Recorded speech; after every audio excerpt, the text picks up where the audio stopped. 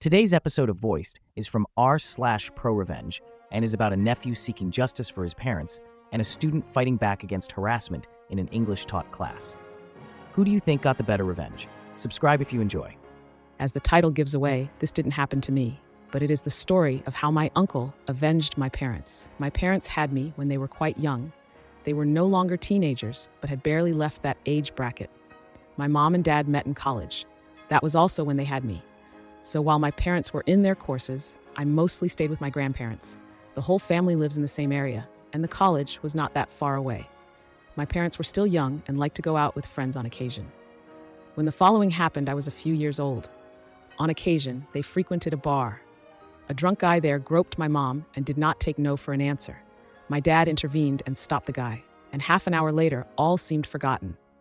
The music was loud, the bar crowded, and then someone in the crowd hit my dad with an empty glass pitcher square in the face. He was bleeding profusely and collapsed. But in the press of people, semi-darkness, and over the music, no one knew who did it. My dad got taken to the hospital. He had a broken nose and a heavy concussion. He also couldn't see who had attacked him, and his memory between the alcohol and being hit in the head was also very fuzzy. Of course, they had considered the guy who had harassed my mom, but they didn't know him, nor did they see him anywhere leading up to the moment, let alone have any evidence. So they pressed charges against an unknown person. But there was virtually nothing anyone could do. But then, a few days later, the individual who had harassed my mom approached her on campus. It turned out he was in the same college as my parents. He made a few veiled comments and left little doubt that it had been him that hit my dad in the face. And the individual let my mom know that my dad next time should mind his manners, and that the little touching he had done didn't hurt anyone and wasn't that bad. And if he wanted to do it again, he would, and maybe more. And then the individual went on his merry way. My mother was horrified, of course. She went home and told my grandparents, my dad, his parents, but no one could do anything. It was a he said, she said deal after all. And my mom hadn't even gotten the guy's name. My mom cried a lot at that time and didn't know what to do. She also was afraid of going to classes or out alone. I honestly only remember that time very scarcely. I was just a little, but I can remember my dad in the hospital with his broken nose, and my mom crying a lot. My dad, of course, was just as angry and humiliated as my mom. No one knew what to do, and everyone was treading on eggshells around each other. But that is where my uncle enters the stage. My uncle, my mom's brother, lived on the other side of the country. He was a private investigator, and he was, of course, the last to hear the full story. But the moment he heard someone had threatened his little sister, he was on his way home. After hearing the full story, my uncle knew it would likely be hard to get the guy on the harassment, the assault, or the threats, having no evidence. My uncle had my mom point the guy out from afar on campus. It took a few days to find him, but then my uncle started to follow that individual closely. My uncle took sick days, all his vacation time, and invested every second possible to find out everything about the harasser. My uncle even approached the man in another bar and became drinking buddies with him.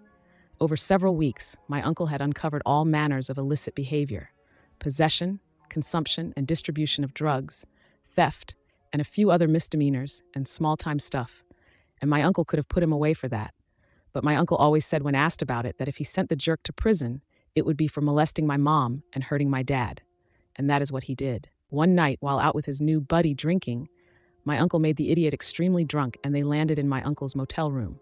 He got the harasser to incriminate himself on video, rattling off a list of illegal activities he was up to. My uncle had, of course, pretended to be a crook too. Among the stories the asshole told was the story of how he groped some girl and hit her boyfriend with a pitcher of beer. Now, something needs to be said. In my country, of course, recording someone in secret is illegal, and under some conditions, like if the police do it, it is not a permissible piece of evidence in court. But as a private investigator, my uncle knew that law exactly. But paradoxically, the situation is different if it is not only audio, but also video. And my uncle had the individual on camera confessing. The next day, my uncle turned himself into the police with all his collected evidence, because secretly filming people was still a crime. Though the video could be used as evidence in court, as my uncle was not affiliated with the police or any other governmental agency. When the criminal trial and the civil trial were over, the jerk got 6 years in prison and had to pay damages to my mom and dad. And my uncle got slapped with the equivalent of a $2,000 fine for secretly filming the jerk. Money well spent, he always said. Wow, what a powerful story of family loyalty and justice served. It's incredible how my uncle took matters into his own hands to protect his sister and brother-in-law. It really shows the lengths some people will go to for their loved ones. Now, let's switch gears completely. Imagine being in a foreign country, trying to learn a new language, and then facing harassment from your own classmates. How would you handle it? Our next story takes us to China, where a student faces a unique challenge in the classroom. French students harassed and bullied me for asking them to speak English in an English-taught class, so I got them expelled. Hi all, throwaway for obvious reasons. This happened a few years back in China, at one of the universities there. Here, I was studying Chinese language, and I shared my language class with some people from France and Belgium, the French-speaking part. Our Chinese teacher was a really nice little lady who also spoke French. So often, whenever the French speakers had a question, they would ask it in French. Now, I didn't really mind it all that much, but at some point, it got to the point where about half of the questions in the class were asked in a language I did not understand. Obviously, that is detrimental to my own learning experience, since understanding the questions is important for me to learn the language. So I politely asked them if we could just do the class in English, because about half of us didn't understand what was being asked. Laoshi, the teacher, was very nice about it and afterwards asked the students if they could rephrase their question in English when they asked it in French. But apparently the French and Belgian girls and guys didn't take it so well. They were constantly glaring at me and whispering among themselves in French. Well, I just shrugged and moved on. However, outside of class, they were always sticking together in their own little group, doing things together. At first, they would just walk past me when I was sitting down having a beer with my friends, and they would simply glare. But at some point, it came down to them cursing, talking bad about me to other students, and spitting on my lap when I was sitting in the park. Obviously, I was seething, so I might have called them a few words which were a bit too unsavory. Anyhow, they didn't take it well. So the next day, I found out that they scribbled all sorts of things on my dorm room. It said, basically, fuck your mother. And Nazi. I don't actually know why they put this one. I think they thought I was German, which I'm not. Obviously, I was pissed, but I didn't really know what to do, so I reported it to the International Student Office. ISO was really nice and understanding, but told me they can't actually do much unless I provide proof that something is happening. Thus, I went on Taobao and bought a little recording camera. It looked a bit like a dash cam. It had the time and date and everything. After the university had painted my room door over, they couldn't get the markers off apparently, I hung the camera up in a corner of our dorm corridor and pointed it at my door. Then I left and made sure to loop around a little bit to walk past the group of French Belgians so that they knew I was leaving campus towards the metro station. I had some nice dumpling soup and a beer, and when I came back, look and behold. Once again, they were hardly creative with their insults, just more of the same. But this time I had proof. I checked the video and I was very pleased. 5 out of 7 of the group were actually there, and all wrote down something on the door with permanent marker. One of the guys even kicked the door, which caused a crack at the bottom. These doors were not very sturdy. They seemed to have a lot of fun doing it. Now, of course, the school was properly upset when I showed them the video. Normally, the students would just get a stern warning, but because ISO was aware that they were doing it before, and also about the fact that they were harassing me all the time, I reported everything to them when it happened. They were less than understanding this time, and suggested the board that had to decide on this, no idea what their name was, I couldn't recognize their name in Hanzi, to expel the students, and so they were expelled. All of this took place over the course of a couple of months, so we were nearing the end of the semester.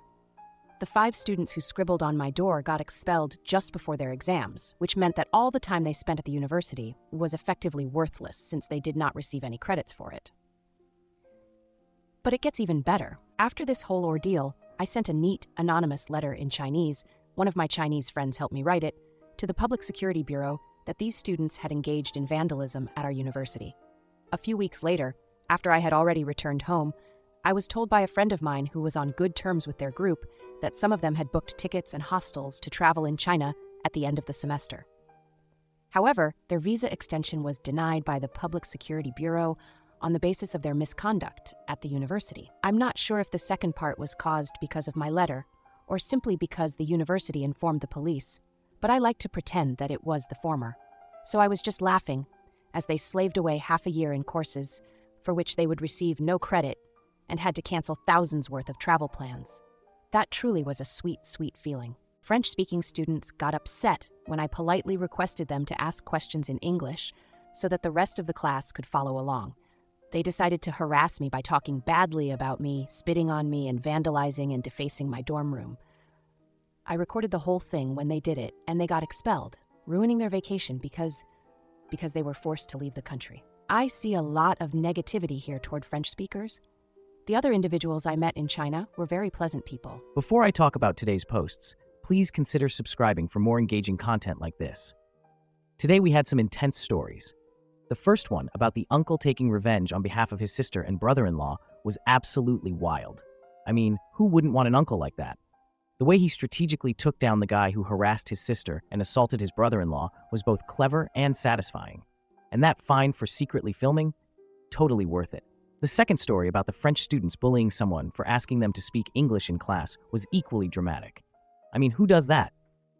But kudos to the person for standing up for themselves and getting those bullies expelled. It's crazy how things turned out for both of these stories. What do you guys think? Did the uncle go too far, or was it justified? And what about the French students? Were their actions unforgivable? Let me know your thoughts in the comments below. Thank you for listening to today's episode of Voiced. If you enjoyed daily, high-quality stories, please like and subscribe to show your support.